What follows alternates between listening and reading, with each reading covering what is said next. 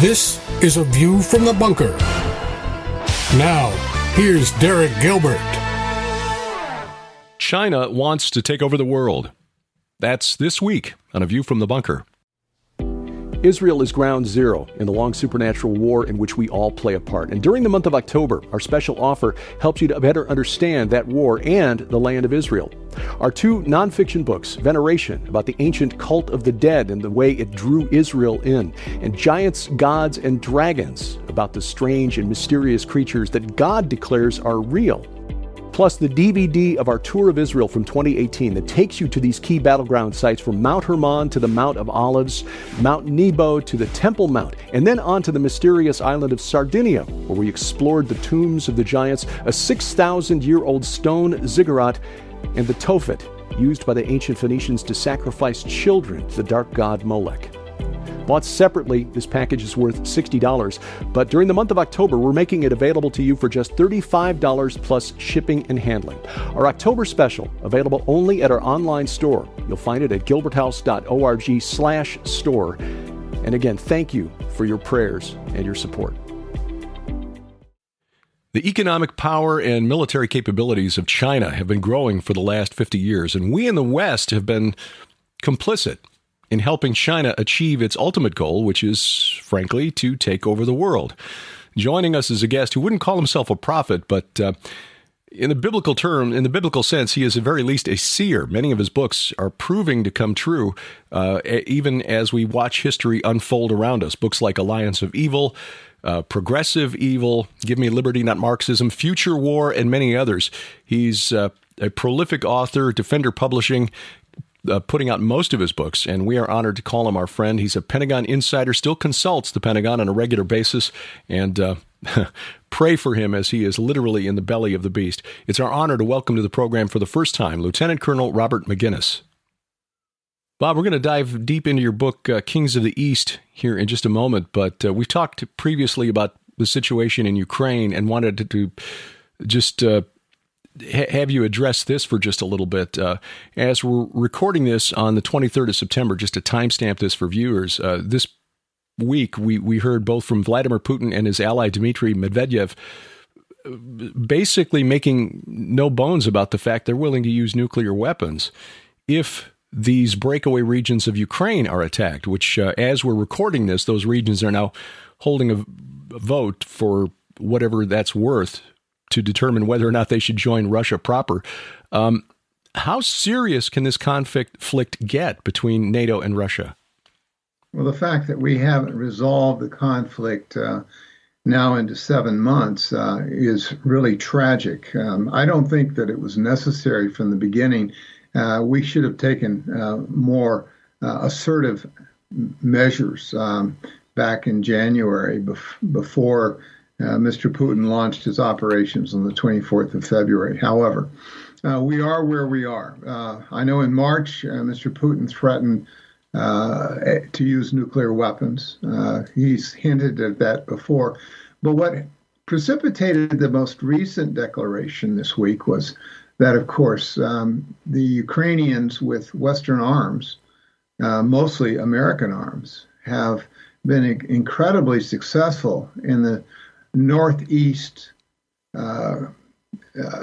Oblast, which is basically a province of Kharkiv, and they routed the Russians. Now, if you believe the Defense Secretary of Great Britain, so far the Russians have lost tens of thousands, his words, of soldiers, obviously many others wounded. And of course, when they abandoned the depot and so forth up in Kharkiv, they left a lot of equipment and munitions, which of course the Ukrainians fell upon. I think that Mr. Putin's objective hasn't really changed in that he really wants to establish or delineate an area that once belonged to Tsar Nicholas back in the late 19th century, and that is the southern portion, the eastern portion of Ukraine was part of the Russian Empire, and that's what Putin has been saying literally for all his presidency. And so the fact that they've been chased out of one province and now are beginning to receive a lot of impact from an aggressive Ukrainian offensive against them, there is growing reservations. Meanwhile, of course, a week ago, President Putin met in Uzbekistan with President Xi of China. And no doubt that Xi took Putin to the woodshed to a certain degree because of the Ukrainian war has had a dramatic impact on the world's economy and has directly impacted the Chinese economy, which is a major issue for Xi at this particular time. And so you've got all sorts of issues here. But I think the nuclear threat needs to be taken seriously. If you understand Russian nuclear doctrine, they say that they will not use nuclear weapons unless attacked, and then they go on to define other parameters. Now, the fact that they're holding referenda in a number of areas of eastern and southern Ukraine suggests, much like they annexed Crimea in 2014, that the annexation of those areas through referenda would allow Russia to declare them sovereign parts of the Russian Federation, and therefore, if attacked by Ukrainian forces, which they, of course, will call NATO forces, then that's a true threat against their sovereignty, and therefore Mr. Putin, under his own doctrine, would be justified to use nuclear weapons. Now, of course, the consequences of using even small 10-kiloton nuclear weapons in a tactical scenario would have ramifications not only upon the Ukrainians that would be at ground zero, but also upon the Russians who would suffer the radiation exposure that would likely drift into Mother Russia, and that would be very problematic for Putin. Meanwhile, of course, he's called up 300,000 of his troops, his reservists. You've got lines and lines, according to the BBC, of cars exiting Russia into the Republic of Georgia and elsewhere away from Russia, because there are a lot of people in Russia that don't support Mr. Putin's war, and a lot of young men who don't want to become cannon fodder in Putin's war against Ukraine. And so, avoiding service is becoming a national crisis as trying to resupply the ongoing war in Ukraine. And of course, at the same time, Mr. Putin has weaponized energy, which of course has Europe on its heels. Especially, it's going to be a cold winter if the weather is typical in places like Germany and France and Austria and so forth, because there's no Russian natural gas, or very little, and what they do have is extremely expensive. So we're entering a very malleable and troubled period of time going forward. And I don't see that the Biden administration's going to do much more than continue to supply modern weapons at our detriment, because they're emptying our arsenals of very critical weapons, javelins, HIMARS, and the like. And they're also toying with the idea of equipping the Russians or the Ukrainians with modern fighter jets, F-15s, 16s, and then, of course, long-range missiles, which can be used in HIMARS that can reach into Russia 180 miles. So, if we move in that direction, I just think it's adding salt to the wounds of Russia and could very easily antagonize the Kremlin and promote something far worse than we currently have. As we live through this, it feels like things are happening in slow motion. But when we reflect back on this period some years down the road, this is, I think, going to look a lot like the run up to World War I, where you suddenly go from point A to point B, 0 to 60 in 4 seconds, and wonder, how did we get from there to here? These are really unprecedented time. Well, I'd say unprecedented, except I just refer back to World War I. We just saw something similar where it seemed like a series of unconnected events wound up leading to tens of millions of dead. And let's pray that it doesn't go that direction. Your book, Kings of the East, you make the case that China is out to essentially rule the world. Is that a fair assessment, a summary, a one-line summary of your book? Yeah, I think it is, especially under President Xi, who in the middle of the 16th of October will, in all probability, at the 20th Communist Party Congress, be elected once again as the president and chairman for the People's Republic of China. That's unprecedented, except with the exception of Mao Zedong, who, of course, is their hero and a man that himself was very brutal and bloody with, estimated 100 million people in China died at his command. And so Xi has ambitions based upon his statements that I record in Kings of the East, very ambitious. It's not just these ambitious regionally. Most of what we hear about is those little islands that have been militarized in the South China Sea. Of course, they've claimed the entire South China Sea as their sovereign territory, which includes, Vietnam, Indonesia, the Philippines, and the like.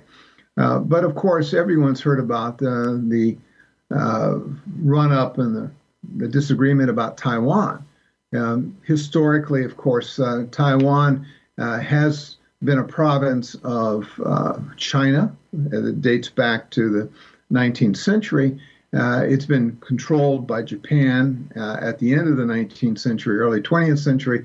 And of course, in 1949, after the Chinese Civil War, Chiang Kai-shek took his army after being defeated by the communists and retreated to Taiwan, where they established a government, and they've been ever since. And so Chairman Xi has made it very clear. His legacy to the Chinese people will be the unification of Taiwan back under the umbrella of the government in Beijing. And that will either be done through diplomacy, coercion, or militarily. And arguably, we've been talking about for some time that the Chinese are building up their military in a mighty way, which is very true, soon arguably equal to our capabilities across the board. But, they're intimidating the neighborhood to the point that it will become questionable whether or not any of the allied nations will rush to the defense of the Taiwanese should the Chinese assault. I think the Chinese assault is in all probability something that will happen in the next few years if issues continue to deteriorate as we've seen over the last year. When researching a chapter that I wrote for one of Defender Publishing's anthologies recently, looking at the growth of China's economic power, was surprised to see that China's partnership or willingness to work with the World Economic Forum began in 1972, just about the time Richard Nixon was opening China. It would seem, looking at this through a Christian perspective, that the goals of the World Economic Forum and China would be at odds with one another. Why has China for the last 5 decades been willing to work with and use the World Economic Forum to achieve its purposes? Well, it's something that's benefited the Communist Party. In China, you have a 95 million member Chinese Communist Party.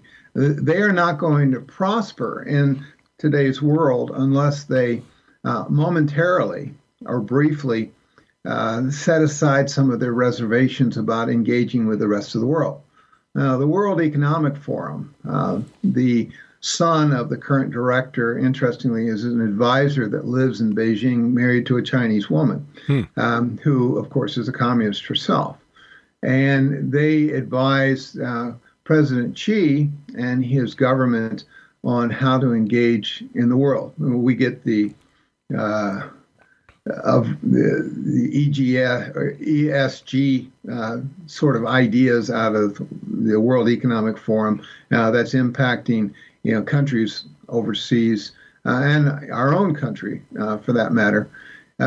It's aligned, of course, to a large degree to the Belt and Road Initiative that President Xi put together in 2013, which, of course, has impacted at least 140 nations around the world on every single continent. And what they basically do is they go in there, they write loans for infrastructure. They use almost exclusively Chinese labor and Chinese equipment. And then, of course, they've leveraged the geopolitical strength and the natural resources of those countries. So a lot of countries of the world are beginning to crumble to the likes of the communist regime in Beijing because they've overpromised, overcommitted, and as a result can't pay back those many loans. So you have a menagerie of things. Now, you mentioned early about Richard Nixon. Of course, he went over to China to meet with Mao Zedong, spent a week over there. It was very secretive leading up to that visit. Henry Kissinger, of course, was very influential in helping Nixon make that decision. They were rather naive, and I deal with, in Kings of the East, all the myths associated with China. They were naive, believing that if you bring China, which at the time was rather primitive, mostly an agrarian society, if you bring them into the fold of the international community, then you're probably going to begin to help democratize that country, bring freedoms to the people. That didn't happen. We invested heavily, opened the doors to China thanks to Nixon and later to other presidents who poured in resources, who gave them great access to our technologies. And in the 90s, they just exploded in economic activity, and of course, almost interestingly, ruined the Chinese Communist Party because so many of the senior officials became corrupted by the largesse of this great booming economy. Now, we've come to the point that at the, I would argue, the tip of the spear of the era of corruption, the senior Chinese communists decided, this is not the direction we want to go. We want to be a wealthy country. We want to be a world dominant country, but we need to control what's going on. And so they reached deep into the Communist Party and they found a true ideologue by the name of President Xi, or Xi at the time, who, of course, was the son of the former Minister of Propaganda for the communists. And Xi came in with the promise that, we're going to maintain our wealth, but at the same time, we're going to do away with the corruption. And so over 100,000 communists bit the dust, ended up in gulags and the like when Xi came into power. And he has made attacking corruption and favoring the promotion of Marxist-Leninism as his kind of, I suppose, his agenda among the Chinese people. It's interesting, when I was more briefly in communist or in China back in during the Cultural Revolution, I bought a little book called the Little Red Book. It's affectionately known, but it's really quotations from Chairman Mao Zedong. Well, as I said earlier, Mao Zedong was, the best known, the most powerful leader. Well, President Xi is coming to that position as well. And most recently, over the last year, there's a new red book, and it's the thoughts of Chairman Xi. And so we're beginning to find a whole revolution. Well, one of the thoughts that is very prevalent in what President Xi has been saying is tapping into the nationalism and the history of the Chinese society, the Chinese culture, the Chinese people. And he declares the Middle Kingdom will rise again.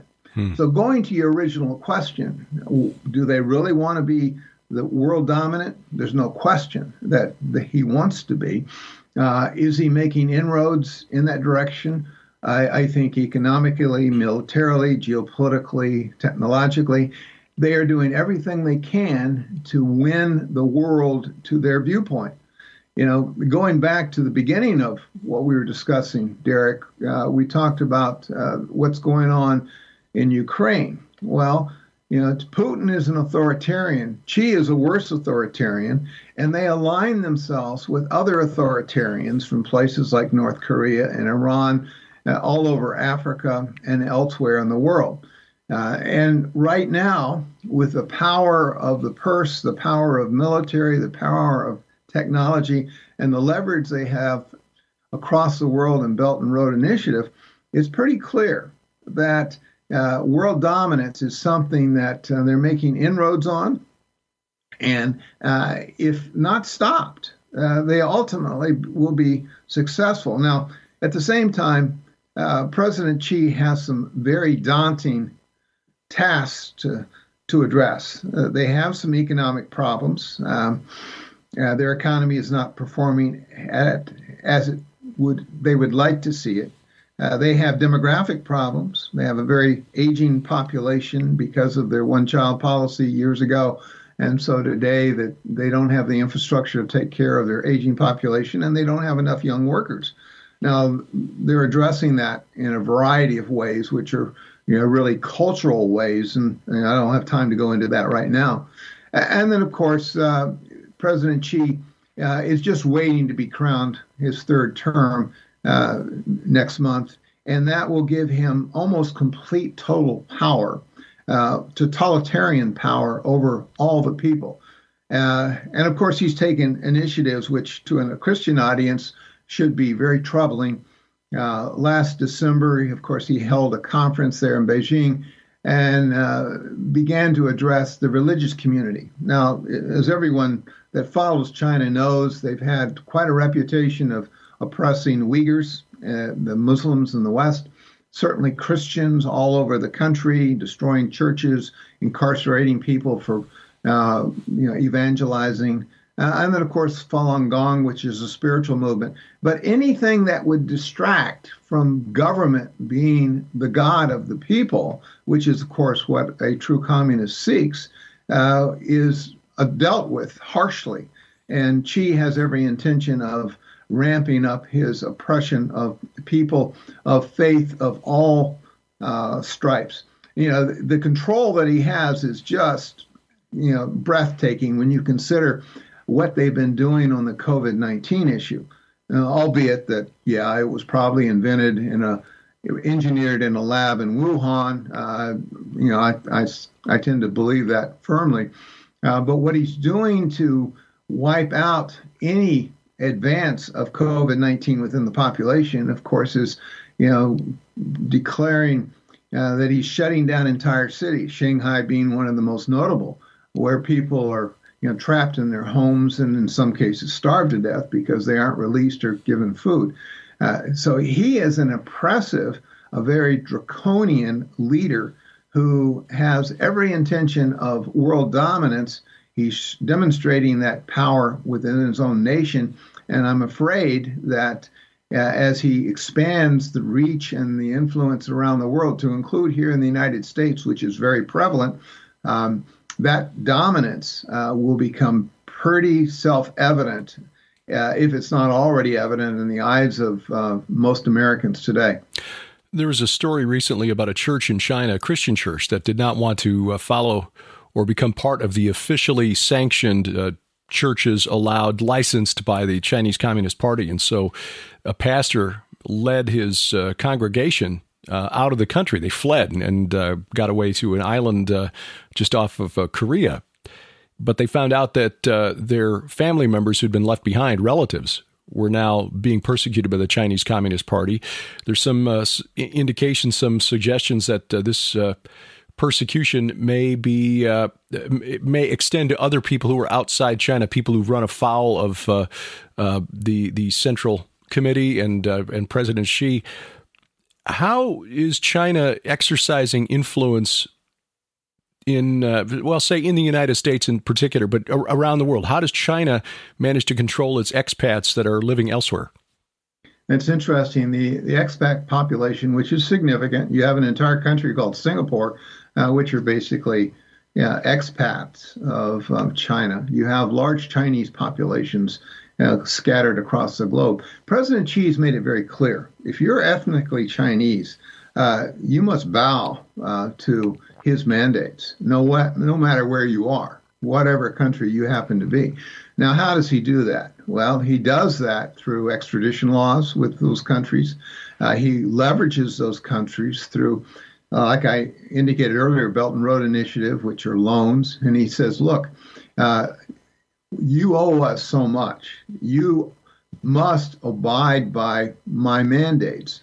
It may not be as direct as that, but it's incredibly subtle because his minions are scattered across the globe, and they are very insistent upon nations that have been leveraged through loans and the like to do precisely what the mandates out of Beijing are. So the controlling the indigenous population and the expats is just something that long ago Xi has made clear, and here recently it's only accelerated to the point that people are on edge. If you're Chinese, have a Chinese ethnicity, you could be influenced. And here in the United States, what's interesting, we've been blind to this ever since the Richard Nixon days of going to Peking at the time and talking to Chairman Mao. We've opened the gates to our academic arena. We've opened our businesses. We've opened our entire country to use and abuse by Chinese nationals who come here seeking information that they indeed collect and take back to China. We're robbed every year of maybe 100, 200 or more $billion worth of intellectual property. They manipulate, of course, our academic communities, not only through Confucius Institutes, but through basically buying off talent, and I deal with that in Kings of the East. They are robbing us blind in terms of our military technologies. All you have to do is look at the platforms the Chinese military today has, and they're incredibly similar, if not duplicates, of many of the technologies that we've created in this country that were stolen outright by Chinese or bought by Chinese when they hire talent from military industrial bases. And of course, you have the elite capture, a term that is used for the manipulation of senior officials in U.S. government, beginning with the likes of Joe Biden and the crisis there with his son Hunter. But you have the Nancy Pelosi's of the world who have been pro-China for so long, and you have the congressman from California that, of course, was sleeping with a Chinese spy. The Chinese presence in Washington, D.C., and I've been in and out of the city for 5 decades. I know at one point when I was the vice president of the Family Research Council, we gave space to a leading Chinese dissident who had spent a lot of time in jail. And when we held conferences there at FRC on the Chinese abuse, we'd have Chinese communist media come in to record just like any other media, and they tracked everything that was happening. So they've influenced our media, they've influenced our academic world, they certainly have infiltrated our major industries. And of course, they control through elite capture a lot of our senior politicians. And I think, the idea that we communicate about deep state, just think about the Chinese influence within the United States and how it has become so pervasive and so manipulative of what we do and think, and it makes it very difficult to, get a reasoned understanding of just how pervasive it is and how dangerous it is for our republic. You mentioned that's a good term, elite capture. But let's drill down just for a second and make clear for viewers and listeners what exactly that means. I mean, you mentioned Eric Swalwell, the congressman from the district next to Nancy Pelosi's, who was caught with Fang, the Chinese, well, not caught, but I mean, it came out that they were having a relationship. Oh, yeah. But this goes back to, Al Gore and the infamous, meeting at the Buddhist temple where he had so much iced tea. He was in the restroom, didn't know that they were writing big checks to the Democratic National Committee. Elite capture. How would the Chinese Communist Party go about influencing leaders in other nations? Well, a book I wrote a couple of years ago, Collision Course for Defender Publishing, I have an entire chapter on, and also my last book, Give Me Liberty, Not Marxism. I deal with how the communist parties, and there are many of them in the United States, have aligned themselves with Beijing. First, they were aligned with the USSR. That was,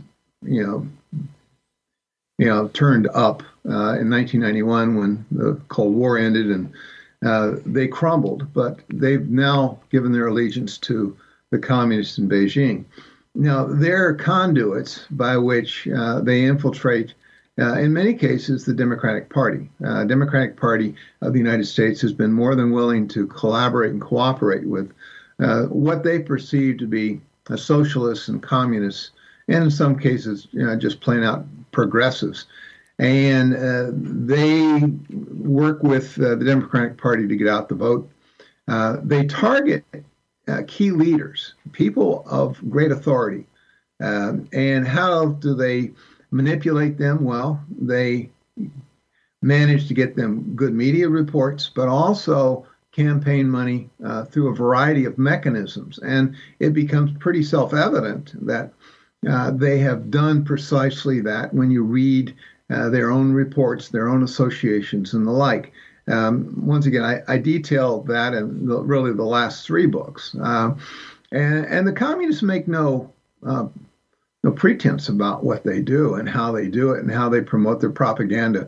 And I deal with that in Kings of the East as we talk about, advancing their ideology, not only in the United States through, the use of communist wealth and otherwise manipulation, but they do it across the world. They do it in Australia, clearly in the United Kingdom, and elsewhere. They buy their way in through a variety of mechanisms. And so you end up with politicians that are becoming or beholding to the Communist Party of China, maybe not directly, but indirectly. And they're used and abused and persuaded to do things that are to the liking. Now, of course, here in Washington, we have a lot of lobbyists that promote the Chinese Communist Party's interests. And of course, with lobbyists go all sorts of perks, and that is influential on the Hill. It's influential within some of the think tanks that are providing background papers for members of Congress to make tough decisions on policies. Whether it be telecommunications, and you think of Huawei, or it's with regard to some of our arms industry and how that's been compromised by Chinese communists and their espionage efforts, or economic investments and the like. You think of BlackRock. BlackRock, where does it get its money? It gets its money from our 401ks, our investment funds around. They control trillions of dollars. And where do they mostly invest? They invest a lot in China. And so, and then, of course, they're part of this whole ESG movement and the manipulation of the United States.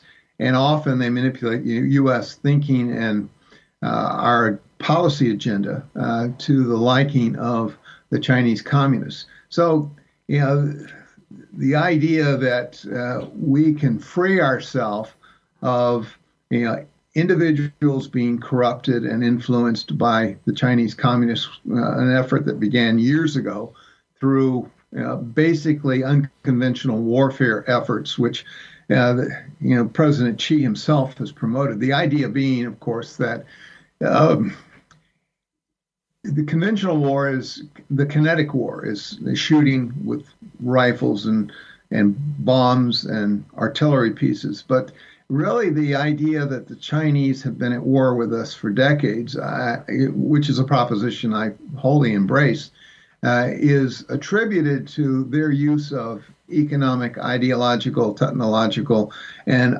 geopolitical weapons. So they've weaponized everything that is at the national level to benefit the communist agenda, and of course to ultimately take over the world if in fact they are ultimately successful. So the idea that they're very much focused on power, I don't think is out of the question. And elite capture, whether it be the President of the United States or the key members of Congress, is something that only the most naive reject and only the most informed embrace. You mentioned BlackRock. It's a company that's got $8.5 trillion under management, which is roughly half of the U.S. annual gross domestic product. And it's a major player within the World Economic Forum, which again appears to my eyes to just illustrate what's going on here. Both the WEF with its Great Reset and China through its goal of world domination seem to be working together to destroy the Western middle class, because once you get the middle class out of the way, then the World Economic Forum hopes that we'll cry out for a global government to solve all of our problems, whereas China at that point, it seems to me, would just toss the World Economic Forum to the side and say, okay, thanks, we don't need you anymore. And the way this asymmetric warfare manifests itself in the story that came out in July, and I was surprised to see that CNN broke the story. The FBI stopped a plan to build a Chinese garden at the National Arboretum because the FBI realized that, hey, this is within line of sight of the Capitol, and the Chinese would have a perfect listening post to spy on the U.S. Congress. And so let's not do this. Oh, and by the way, they're also buying up real estate around many of our military bases out in rural America. All of this leading prophetically, and that's where I want to kind of focus the rest of the conversation here. How does China factor into end times prophecy? The title of your book is a reference to Revelation 16:12, the kings of the East who crossed the Euphrates. What role does China play in the end times? Well, I think a key role, and if you look at the Bible, you don't see China mentioned. Now, you can argue that some of the references that seem to be rather opaque really are of China. One of the comments you made was that they're buying up of real estate. Keep in mind the Chinese only have a quarter of the arable property land that we do. And they have a massive, population that is hungry. And so they're doing a host of things. But it seems to me that they certainly have the very long-term view as to how to acquire power. And they're buying up land, they're leveraging property, they're leveraging nations around the world. They're moving in a direction, arguably, that would create this one world government. And of course, the one world government, the kind of a Pax Seneca, which is reminiscent of the Peace of Rome of the early couple hundred years before the time of Christ, in which the world was basically under a Roman control. Well, there's a Pax Seneca, which is that, as President Xi sees the Middle Kingdom of the future, is that the world is governed by China, one world government. The World Financial Economic Forum is part of the toolkit that President Xi uses. Now, he could create another one of those, or two or three if he wanted to, because he controls it right now. You just listen to his speech this year and last year and so forth. He uses it as a forum to advance his aims, let's say. But scripturally, I really see at the end of the world that a one world government under the totalitarian control of China, if given the opportunity as it's seeking right now, could certainly create that. It's got its fingers in certainly the United Nations. It controls more of the United Nations than any other single government, to include our own, through its committee chairmanships and the like. It's involved in the World Trade Organization in a big way, even though it abuses its rules left and right all the time. You name the World Organization, and it's involved in it. And of course, at the same time, it's just rapidly accelerating its military grip around the world. So, it's got all the tentacles of a world power, which it's growing rather liberally as we speak. And then, you have to question, where does this end up? I do believe that, as I've said, that one world government is the aim. Xi sees himself as ushering in that. Now, whether or not he lives long enough to realize that, that's to be determined, but certainly his underlings, which are just as ambitious and just as radical, would like to see that. And unfortunately, we have a lot of people in the West and elsewhere in the world that are, as I described, they've been captured, they've been compromised, and they're doing whatever's necessary to please the people in Beijing. Does that mean that we're coming to the point in which maybe a Xi-like figure is the Antichrist? It could be, don't know. We certainly see in places like Rome or in Revelation about this massive army coming from the east. Could that be Chinese? I use a few pages in Kings of the East to kind of lay out the arguments. I think that that's very possible. Now, it could be a combination of actual militias that the Chinese create. And of course, under Mao Zedong, they had a militia in excess of 100 million people. But it could be also, after all, the Chinese are into unmanned aerial vehicles, into drones and cyborgs, and they've created maybe a massive army of robots, or a combination of humans and cyborgs and robots and the like. Don't know. That could be what we're talking about in Revelation 9 and 16 and so forth. Those things are, don't know. It's just tough to understand. I think, when Paul put, ink at the time to Revelation, he didn't understand a lot of what he was reading or saying. Now, are we looking at perhaps fulfillment of what Daniel and Ezekiel and other of the ancient prophets have looked beyond our present to the future? Is this coming to fruition under the likes of the Chinese communists and the world domination? Could be. I certainly deal with this in Kings of the East. I don't come to any final conclusions, except to acknowledge that I do believe the evidence is pretty compelling that there is a very clear role for the Middle Kingdom in the end times. But I don't know if the Antichrist himself will rise up from the East, or maybe a elite capture individual under the control of Beijing rises up elsewhere in the world, maybe a European or an American figure, to be determined. That's an interesting thought. And I think that's the right way to look at end times prophecy. I mean, the apostles, the disciples of Jesus didn't understand the prophecies of his coming, and they'd been learning from him directly for 3.5 years. Acts chapter 1, they were still asking him if he was going to reestablish the geopolitical kingdom of Israel, not understanding what his mission was. There's a reason that God is called Yahweh of armies in the Old Testament. He's the greatest military commander of all time. And he's not revealing his plan for the enemy, because as it is, with the information they've got, Jesus said they would fabricate a delusion so convincing that it would deceive even the elect if it were possible. So we'll know all of this when we're on the back side of it and able to look back. Oh yeah, okay, should have spotted that. as Christians, we have the gospel. That's the good news. What is the good news in all of this? What can we do? What can our governments do? What is the good news of the end times ahead, despite the best laid plans of Chairman Xi and Klaus Schwab and the other globalists?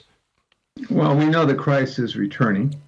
I'm a pre-millennialist, and so I don't think I'm going to be around. Won't be around when all this bad stuff is about to happen, and I think it will.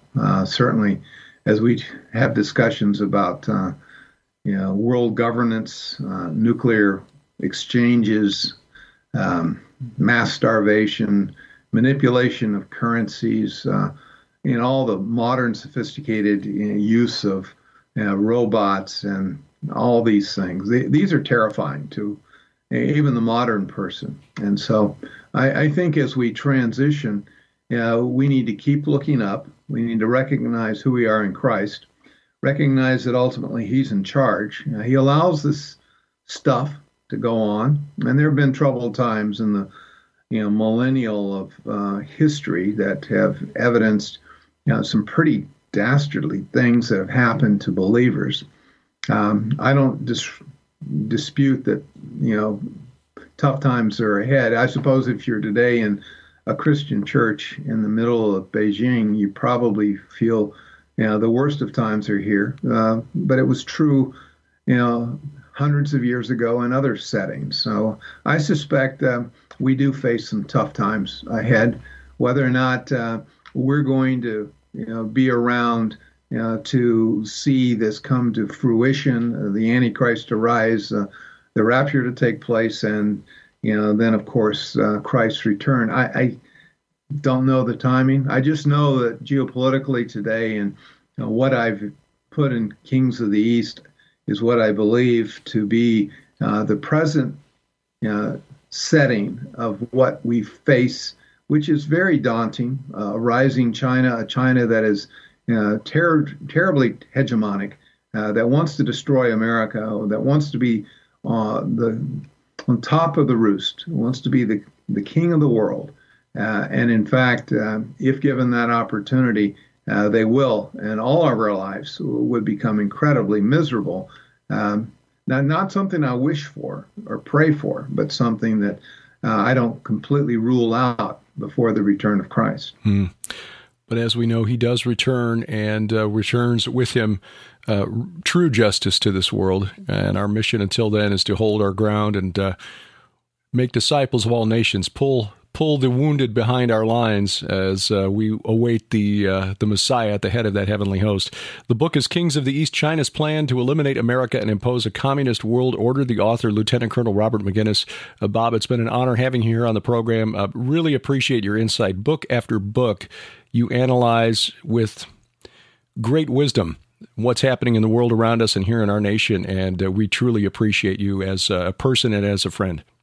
Well, thank you very much, Derek. It's my pleasure, and look forward to future conversations. The show notes at VFTB.net or wherever you're watching or listening to this podcast, whether it's YouTube, youtube.com/GilbertHouse, or our mobile app, you'll find in the notes below a link where you can find Colonel Maginnis's book, Kings of the East, China's Plan to Eliminate America and Impose a Communist World Order. And we highly recommend this book, as we do his other writings. He is a watchman on the wall who has been, again, proven right again and again with his analysis of what's happening geopolitically, but also prophetically around the world. This has been a really interesting week as the Prime Minister of Israel, as we're recording this is being recorded on the 23rd of September. This week, Prime Minister Yair Lapid of Israel actually spoke to the United Nations and proposed a two-state solution to solve the ongoing violent conflict between Israel and the Palestinians.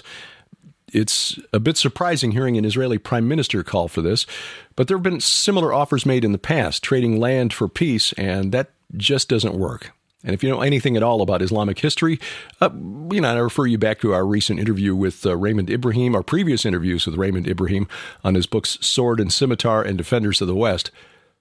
Land for peace only works until the forces of Islam believe they've got the upper hand, and then forget it, all bets are off.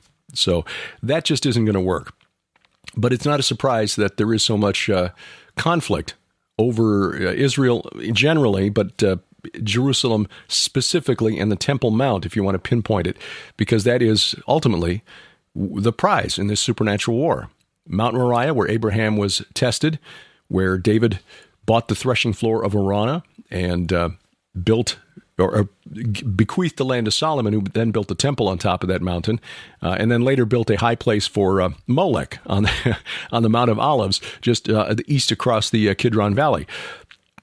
This has been the ground zero in this supernatural war since at least the time of Abraham, and probably even earlier. As Sharon and I wrote in our book Veneration, we believe that the site of Eden was Jerusalem, and is Jerusalem. It's just now in a dimension where we can't perceive it. Pastor Carl Gallups, in his book Gods of Ground Zero, made the same case, but came at the argument from a different direction. So this will not end until Jesus returns at the head of the heavenly host. We've got a conference to tell you about coming up in just a couple of weeks. This is just 2 weeks out now. The Advanced Spiritual Warfare Training Workshop, October 14th through 16th.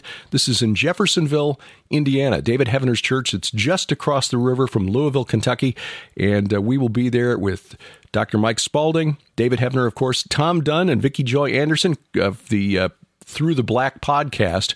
And Vicki has written a new book that we'll be talking to her about next week, called They Only Come Out at Night, about sleep paralysis and night terrors. It's a spiritual thing as much as a physical thing. Sandra Allison and Tracy Tennant will also be speaking this weekend, or that weekend rather, coming up in just 2 weeks.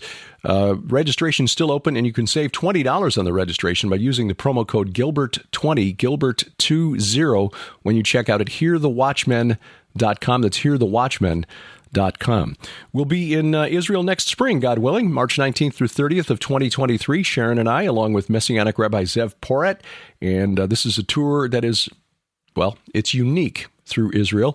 Aaron Lipkin is a fan of archaeology just as we are, and so he's willing to send his tour guides and his tourists to places that most other tours won't go, like Joshua's altar, Shiloh. We went and visited the fortress of Sisera. Sisera was the general for the Canaanite king Yavin, who got a tent peg through his head. We visited his headquarters, if you will, and found that archaeology is very similar. The architecture very similar to what's on the island of Sardinia, which makes sense. Sisera is very similar to the name of one of the regional capitals on the island of Sardinia. And the Shurden or Shardana were among the sea peoples who overwhelmed the eastern Mediterranean around the end of the Bronze Age, around 1200 BC. So it's not surprising to find them in Canaan during the time of the Judges. So a fascinating tour. We will go to Gilgal Rephaim as well, and we hope we can actually climb up to the back of the Serpent Mound of Bashan, which is just a quarter of a mile away. It's 3/4 of a mile. It's 3 times longer and 5 times higher than the Great Serpent Mound in Ohio, and covered with megalithic tombs. So, yeah, we definitely want, and it's within plain sight of Mount Hermon. So, yeah, we definitely want to see that. But much, much more. The itinerary and a breakdown of costs is available at our website, gilberthouse.org/travel, gilberthouse.org/travel. You can link from there to the Lipkin Tours website, where you can reserve your spot on the tour. And we're told we've already got one full bus, trying to get a second full bus. And we pray we see you in the Holy Land. Appreciate you taking time out of your schedule to watch or listen to this podcast, whether it's at our main website, VFTB.net, our YouTube channel, youtube.com/GilbertHouse. If you're just looking for the audio version only, check out our podcast at Google, or rather Apple Podcast, the Gilbert House channel there, where we've got all of our programs, separate podcast feeds for Sci Friday, Unraveling Revelation, and our weekly Bible study, the Gilbert House Fellowship. But Apple Podcasts, Google Podcasts, Amazon Music, iHeartRadio, Spotify, Spreaker, Stitcher, wherever fine podcasts are sold. And give us a like on our Facebook page. Our announcer, the inimitable D.C. Good. And A View from the Bunker is a production of Gilbert House Ministries, released under Creative Commons Attribution, Non-Commercial, No Derivatives 4.0 International License. We wrestle not against flesh and blood, I'm Derek Gilbert, and this is A View from the Bunker.